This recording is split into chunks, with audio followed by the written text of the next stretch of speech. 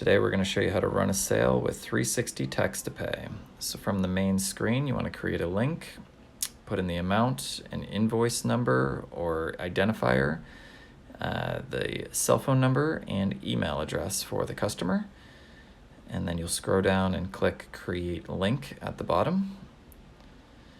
This will then create a payment link that you can send by text, email, or send both. So we'll send both in this case. Customer will then get a text with a link. When they click on that link, it'll have all your information at the top and a place for them to start entering their credit card information.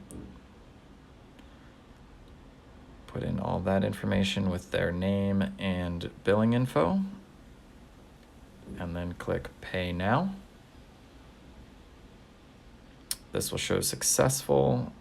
Back in the software, you'll also see the payment processed and give the option for a refund, and then the customer can also get a receipt emailed to them.